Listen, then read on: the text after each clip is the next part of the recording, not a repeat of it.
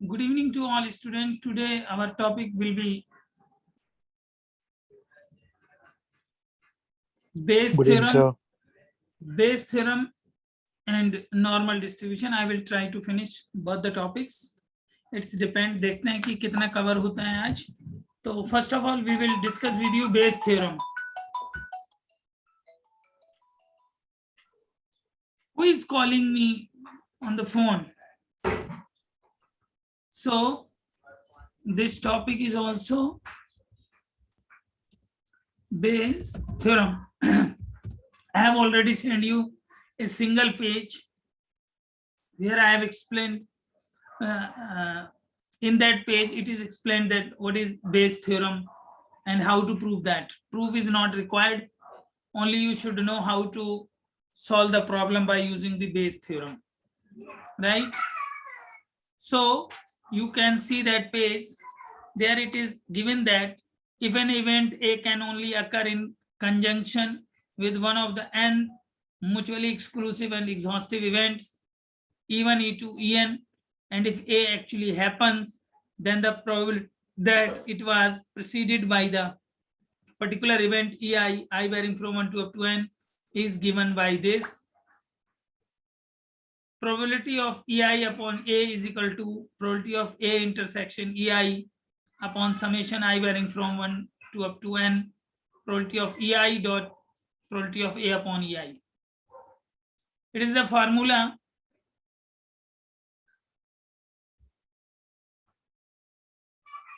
What happened?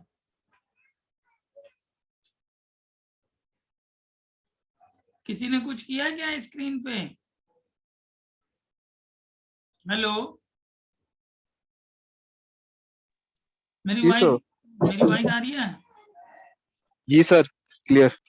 Yes, sir. आ रही है.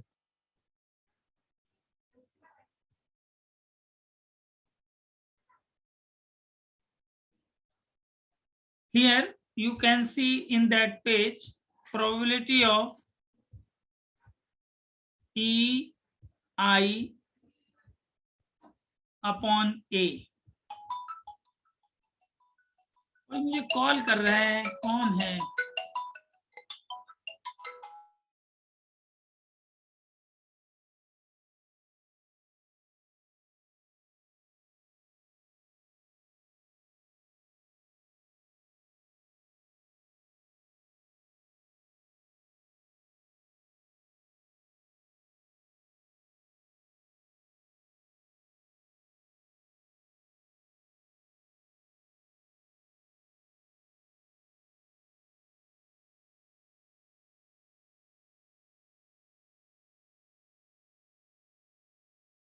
Sir आपकी वॉइस नहीं आ रही है.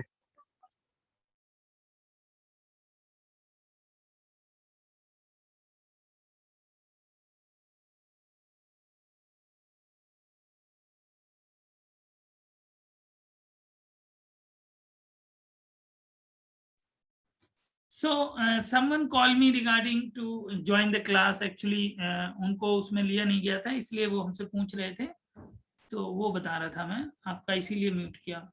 तो probability of A intersection Ei upon summation I varying from 1 to up to n, probability of Ei, probability of Ei dot probability of A upon Ei.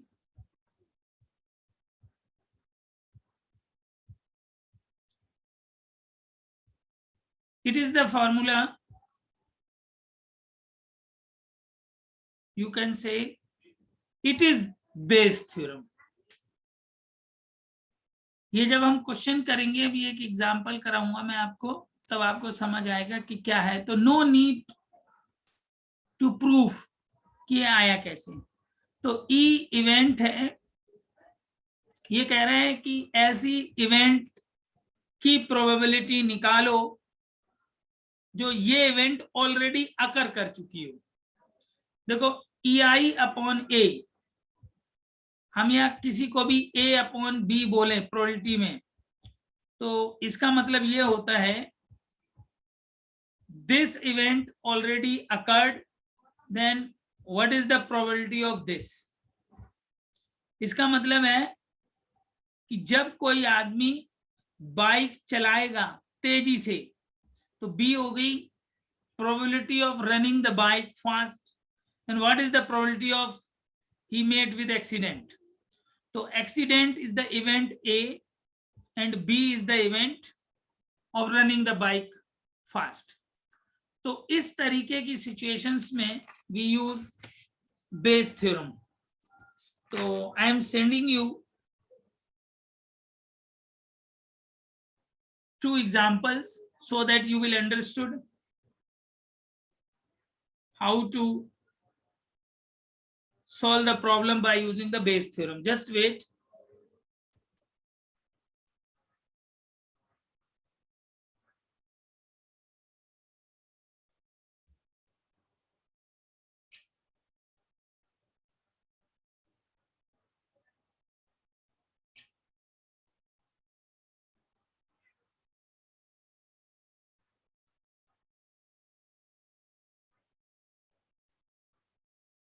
Wait for 1 minute. I am sending you, then you can see that.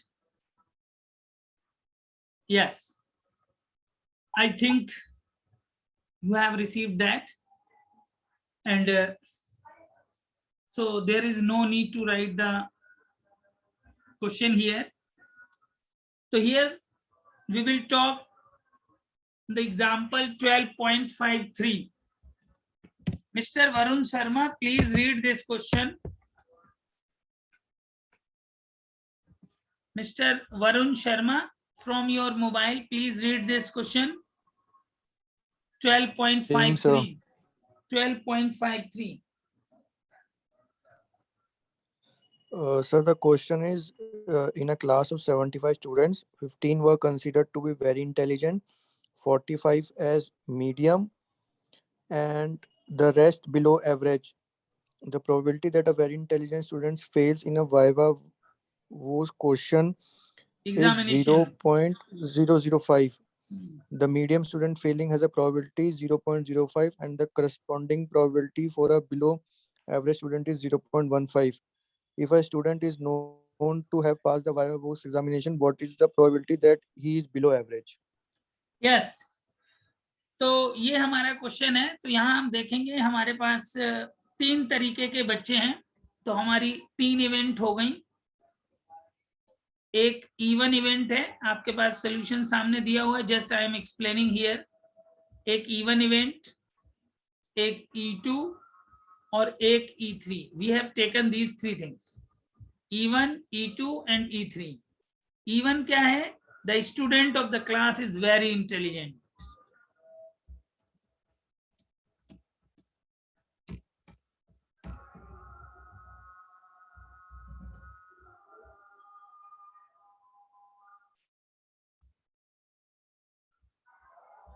And the second one is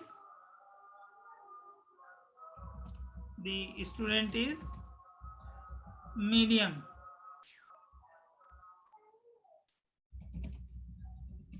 The student passes in the Viva Voce examination. Right? These are the 3 things. We have defined these events. Question ने खुद बताया है, जब भी कोई question दिया गया होगा उसमें इस तरीके से हम E1, E2 और E3 फाइंड आउट कर लेंगे और उनको इस तरीके से लिख देंगे. ऊपर लिख देंगे let us define the following events. किसी में 2 भी होंगी, किसी में 3 भी होंगी, 4 भी हो सकती हैं, कोई फर्क नहीं पड़ता उससे. तो हमने क्वेश्चन पढ़ा कि 75 स्टूडेंट्स की क्लास में 15 ऐसे विद्यार्थी हैं जो बहुत ही इंटेलिजेंट हैं और 45 मीडियम है एंड रेस्ट बिलो एवरेज. बाकी के बच्चे एवरेज स्टूडेंट हैं. पूरी क्लास में कोई भी क्लास ले लो, इसी तरीके से सारे बच्चे होते हैं. कोई इंटेलिजेंट होता है, कोई मीडियम होता है, कोई बिलो एवरेज होता है, कोई एवरेज होता है. जैसे कि इसमें 3 बिलो एवरेज की बात की. अब वो एवरेज भी यूज कर सकते थे, मीडियम, एवरेज. और एक्स्ट्रा इंटेलिजेंट भी लिख सकते थे, एक्स्ट्रा ऑर्डिनरी यूज कर सकते थे। तो E1, E2, E3, E5 इस तरीके से 4-5 इवेंट बन सकती थी यहाँ पर, लेकिन इन्होंने 3 पे ही बात की है। अब समझते हैं आगे। तो इंटेलिजेंट होने की प्रोबेबिलिटी क्या है, पहले हम निकाल रहे हैं प्रोबेबिलिटी ऑफ E1। देखिए probability of E1, total number of student class में कितने हैं 75, तो हम 75 नीचे लिखेंगे। इंटेलिजेंट स्टूडेंट कितने हैं 15, इसको हम सॉल्व कर लेंगे, हमारा 0.2 आ गया। अब प्रोबेबिलिटी ऑफ E2 दूसरे वाले स्टूडेंट की निकालनी है, student of the medium, medium student की प्रोबेबिलिटी कितनी है 45 स्टूडेंट मीडियम है और टोटल 75 है। और तीसरा student probability of E2, student passes in the, नहीं स्टूडेंट तीसरा क्या है, सॉरी मैंने एक चीज गलत लिख दी यहाँ पर, आप लोगों ने नहीं पकड़ पाया, ये वाली चीज नहीं आएगी, यहाँ पर आएगा थर्ड वाला हमारा स्टूडेंट था क्या, the student is below average, ये है। और हमारी एक इवेंट ई आएगी, क्योंकि ई को भी डिफाइन करना है, वो ये है जो अभी मैंने लिखा था, E will be the student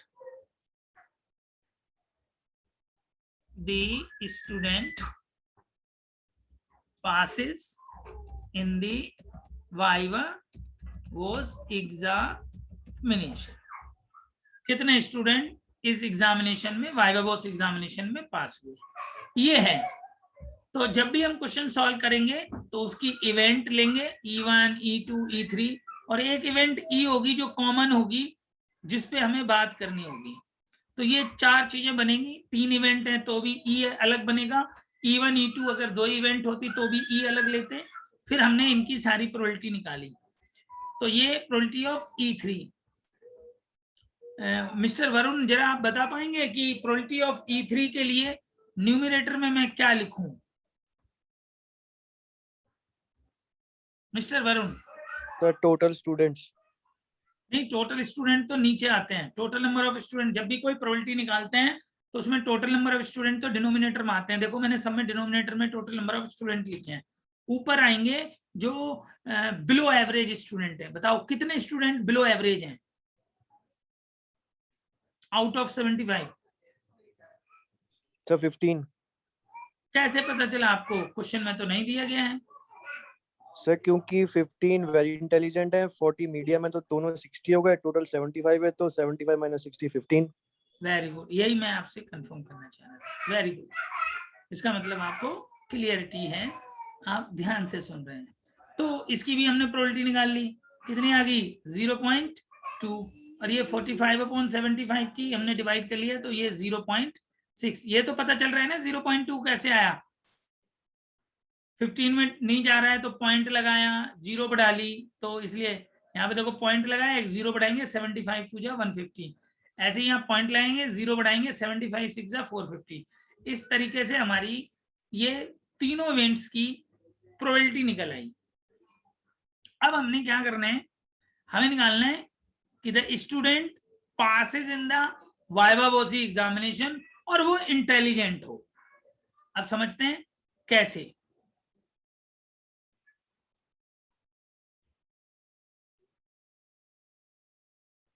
ये E1, E2 ये सब आप देख लीजिएगा, आपके उसमें लिखा हुआ है नीचे, एक मिनट, कंट्रोल Z, जो पेज भेजा है उसमें दिया गया है।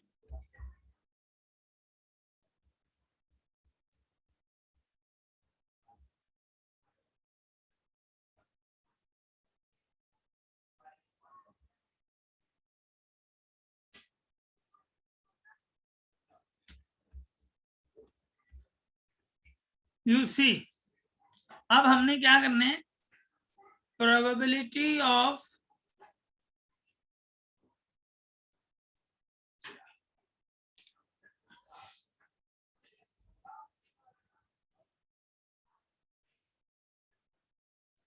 यहाँ पे ई ले लिया है क्वेश्चन ने, ए अपॉन ई वन लिख रहा है जो, वो ए अपॉन ई वन की बजाय ई अपॉन ई वन आएगा, तो ई की बजाय फिर हमें ए लेना पड़ेगा।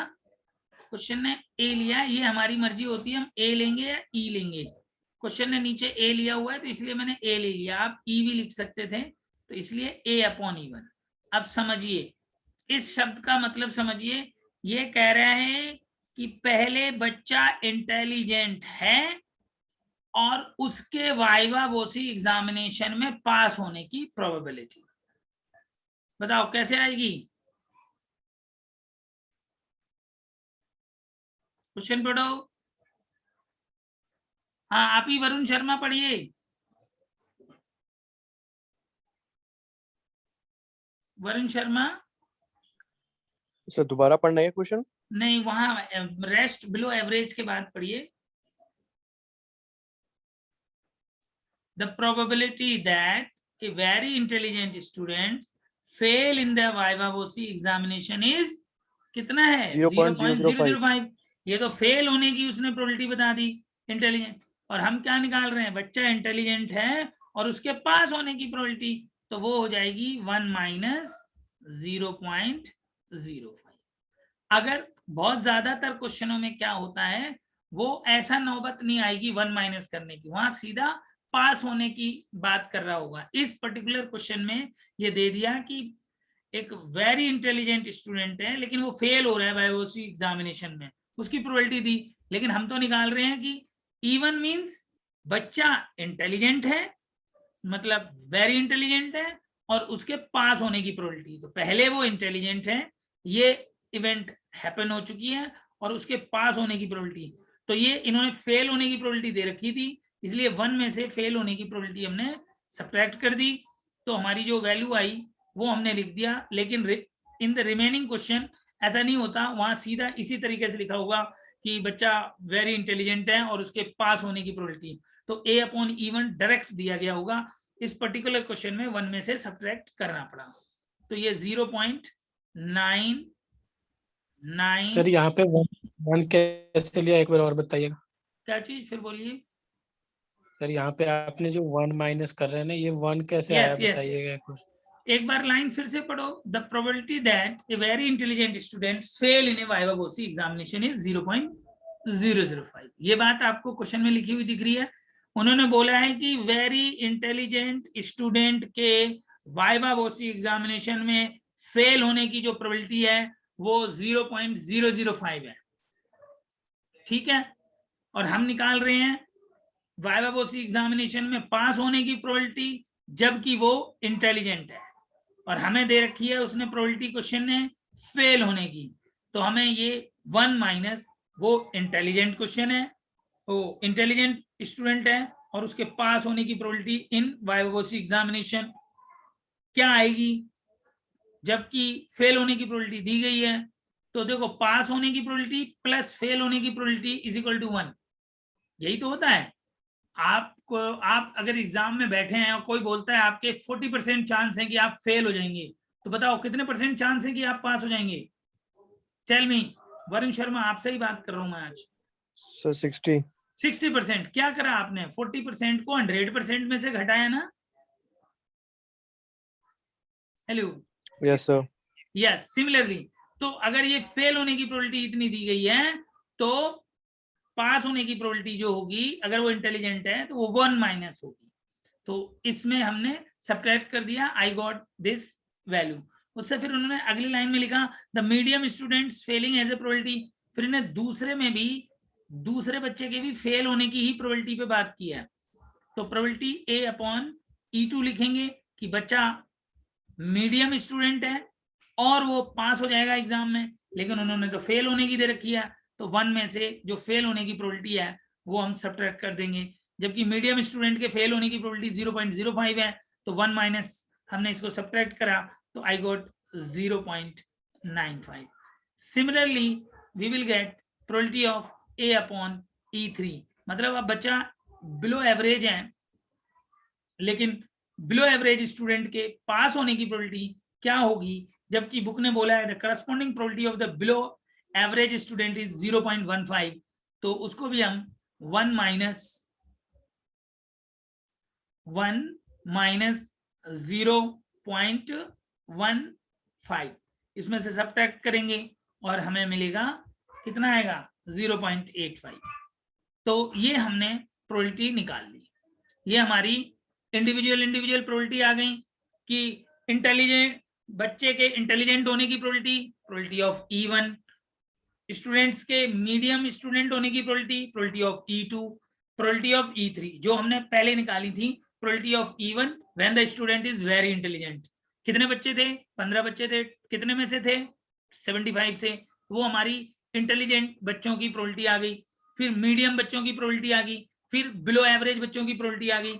अब हमने यहाँ पर निकाला कि बच्चा तो इंटेलिजेंट है लेकिन एग्जाम में पास होने की प्रोबेबिलिटी, तो वो क्योंकि उन्होंने फेल होने की प्रोबेबिलिटी दे रखी थी, मैंने उस फेल होने की प्रोबेबिलिटी को 1 में से सब्ट्रैक्ट कर दिया, तो हमारी स्टूडेंट बच्चे के पास होने की प्रोबेबिलिटी ये आ गई।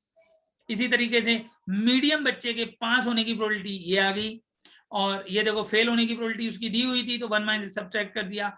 अब बिलो एवरेज स्टूडेंट के एग्जाम में पास होने की प्रोबेबिलिटी 1 माइनस ये आके 0.85 हो गई, और ये उसके फेल होने की प्रोबेबिलिटी थी। तो हमने ये सब कर लिया। अब क्वेश्चन पता क्या कह रहा है?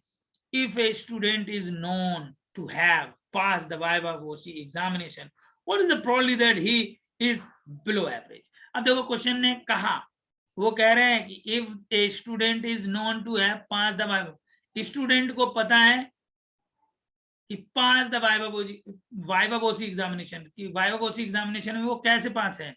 ऑलरेडी पास्ड है, लेकिन वो स्टूडेंट बिलो एवरेज है। तो इसका मतलब हो गया आपको ए गिवन है, लेकिन निकालना क्या है? वो बच्चा बिलो एवरेज है। तो अब यहाँ पर प्रोबेबिलिटी ऑफ E3 अपॉन ए आपको निकालनी है। ये लास्ट की स्टेटमेंट से पता चलेगा कि वो E3 अपॉन ए निकालना है कि E2 अपॉन ए निकालना है कि E1 अपॉन ए निकालना है, ये आपको लास्ट स्टेटमेंट पता चलेगा। तो और यहाँ पर लास्ट स्टेटमेंट से पता चल रहा है कि student passes in the viva voce examination is given, now find that student is below average. तो we will find PE3 upon A. अब ये कैसे निकालेंगे? Just I am writing see probability of E3 upon A. अब ये हमें निकालना है कि वाइवा वोसी एग्जामिनेशन में वो पास है और वो बच्चा बिलो एवरेज है। तो ये एक लाइन खींचेंगे जो हमने फार्मूला लिखाया था, अब उससे बताते हैं। तो अब यहाँ पर हमें जिसकी प्रोबेबिलिटी निकाल रहे हैं उसी वाले का ऊपर इस तरीके से लिखते हैं, प्रोबेबिलिटी ऑफ E3 हमने निकाल लिया था, इनटू मल्टीप्लाई। अभी आपको 1 मिनट में अगर कोई डाउट आएगा तो मैं पूरा लिखने दो, फिर और बता दूंगा। और probability of A upon E3, please mute yourself. किसी के उससे आवाज आ रही है? 68195684 कोई बच्चा है उसने म्यूट नहीं कर रखा। तो ये probability of E3 into PA upon E3। पता किससे साफ करा इसने? किससे साफ करा? हेलो वो तार का। हेलो मिस्टर, म्यूट कर दीजिए। मैं आऊंगा ना कल, रुक जाओ। चलो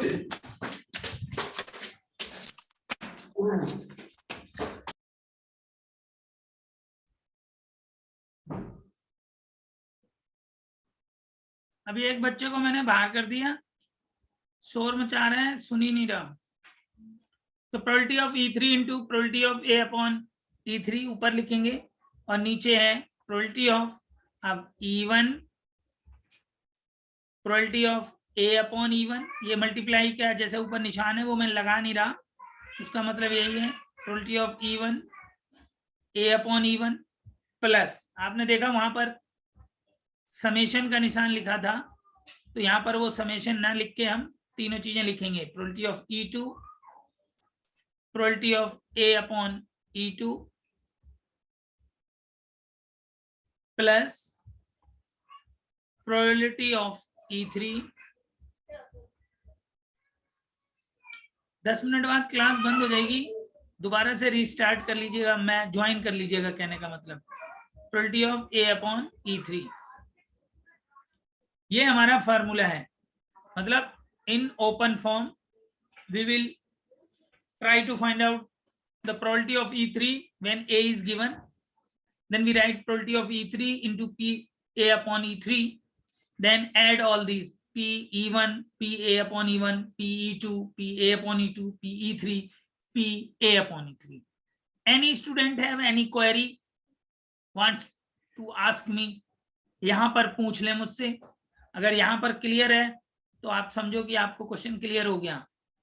नहीं क्लियर है तो पूछ सकते हैं. अब हम यहाँ प्रोबेबिलिटी ऑफ E3 की वैल्यू रख देंगे. We have already find out probability of E3 is 0.2 into A upon E3 भी हम निकाल चुके हैं, that is 0.85. Similarly, we put all the values. Probability of E1 0.2, A upon E1 हमारा जो है वो 0.995995 प्लस 0.6 हमारी प्रोबेबिलिटी 0.6 E2 थी. A अपॉन E2 हमारी 0.95 थी. फिर plus probability of E3 we have already find out 0.2 into 0.850, 0.85. So after this you can do the multiplication. in ऊपर वाले का मल्टीप्लाई कर लो, ये 0.17 आ गया 0, और इनका मल्टीप्लाई कर लो पहली वैल्यू ये 0.199 plus 0.570 plus 0.170. Then we write the above value 0.17 and add the denominator's value 0.939. Then when we can divide this and got you can ask to the Dr. Jamshed sir कि calculator allowed है कि नहीं. Most probably in statistics paper calculator is allowed. So allowed allowed है ना?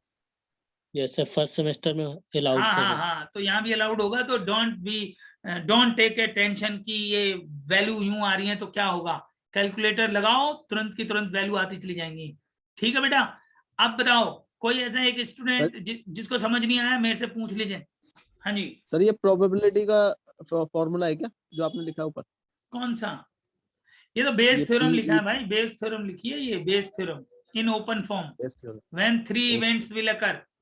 हमने 3 events पे बात की है, तो जब 3 इवेंट्स पे बात हो रही है उसका ये है, और जिसमें कि हमें थर्ड इवेंट निकालनी है, और जब ए ऑलरेडी गिवन है.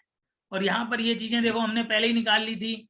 आपने देखा होगा कि we have already find out probability of E1, probability of E2, probability of E3, right. ये चीजें सबसे पहले निकाली. फिर मैंने निकाली थी probability of A upon E1, probability of A upon E2 and probability of A upon E3. ये मैंने सेकेंड स्टेप में निकाला था. और फाइनली जो हमें निकालना था वो ये निकालना था कि बच्चा पास हो जाएगा वाइवा कोसी एग्जामिनेशन में, लेकिन वो बिलो स्टूडेंट हो. तो वो बिलो स्टूडेंट है जो वो क्या बोलते हैं E3 है, तो A ऑलरेडी गिवन है, तो E3 अपॉन A निकालना है. ठीक है. पहले क्या था? यस सर, जो ये फॉर्मूला है हम जो नीचे बाई में लिखेंगे इवेंट के अकॉर्डिंग लिखेंगे ना इसको? Yes yes yes yes. और अक्सर देखिए मैं आपको बता दूं, सुनिए मैं आपको बता दूं, प्लीज लिसन. कोई भी क्वेश्चन चेंज होगा मैं और आपको बता दूं. अभी कोई भी एनी क्वेश्चन विल चेंज. आपके नीचे की चीजें यही रहेंगी. आपको बता दूं, कोई भी क्वेश्चन हो आपको प्रोबेबिलिटी ऑफ E1 निकालना पड़ेगा, E2 निकालना पड़ेगा. अगर 3 इवेंट्स हैं तो E3 निकालना पड़ेगा. अगर 2 इवेंट हैं तो E1 एंड E2. एक तो आपको probability of E1, probability of E2. बात समझ आई? सबसे पहले क्वेश्चन में क्या निकालना है? Probability of E1, probability of E2. अगर 3 इवेंट हैं तो प्रोबेबिलिटी ऑफ E3. ये क्वेश्चन की शुरुआत में दिया गया होगा. उसके बाद आपको probability of A upon E1, probability of A upon E2 और probability of A upon E3. ये 3 चीजें निकालनी होंगी. ठीक है.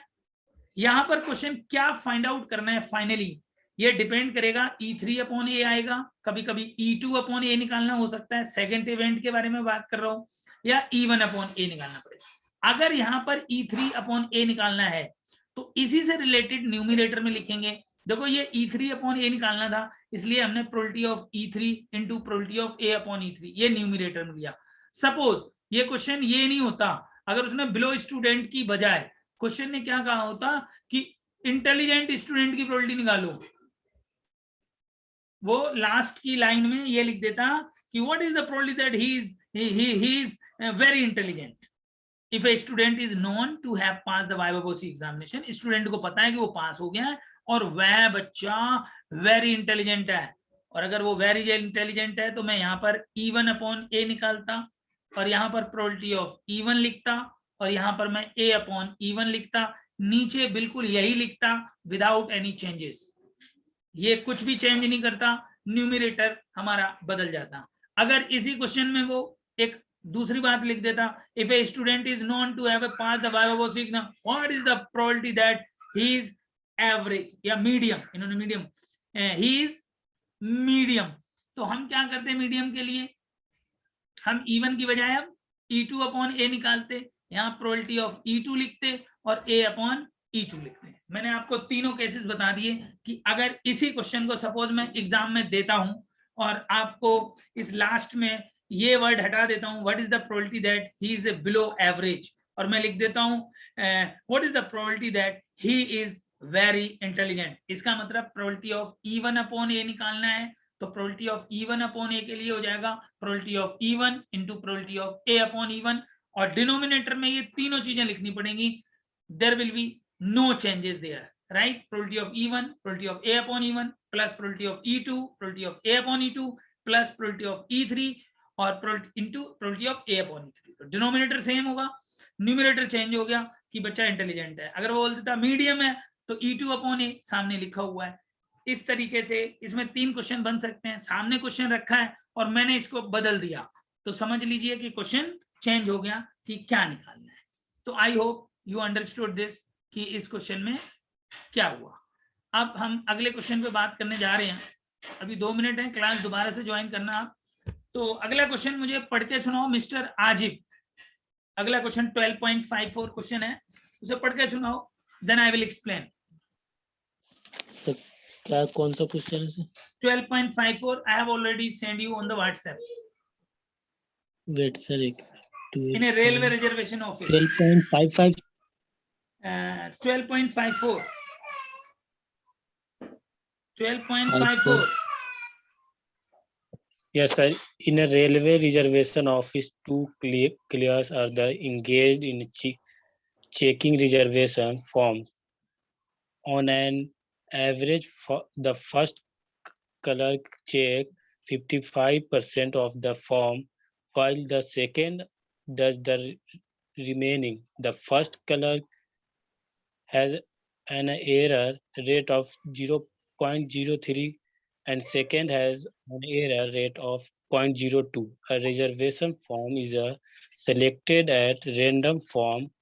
The total number of the form checked during a day and is found to have an error. Find the probability that it was checked by the second clerk. Okay, so question पढ़ के कुछ idea लगा? अभी हमारी picture में 1 minute से कम रह गया। इन्होंने बोला है in a railway reservation office 2 clerks are engaged in the checking reservation form, तो हमने इसमें इवेंट ले लेनी है E1 एंड E2। तो देखिए आपको उसमें दिख रहा होगा E1 इवेंट क्या है, selected form is checked by clerk 1, और E2 इवेंट है selected form is checked by clerk 2। जो फॉर्म सेलेक्ट हुए हैं वो पहला क्लर्क चेक कर रहे हैं, वो E1 इवेंट होगी। इसको फिनिश होने दो, अगला एग्जांपल उस पे लेंगे। ये क्लास अपने आप बंद हो जाएगी, प्लीज ज्वाइन अगेन। ओके तो वो मनीष राजपूत ने अभी ज्वाइन किया, उसको भी बोलना तुरंत ज्वाइन कर ले जैसे ये क्लास फिनिश होगी, क्योंकि 40 मिनट्स के बाद ये ब्रेक दे देता है। सेम आईडी से ज्वाइन करना है? हाँ जी, सेम आईडी पासकोड से ही ज्वाइन होगा। ठीक है।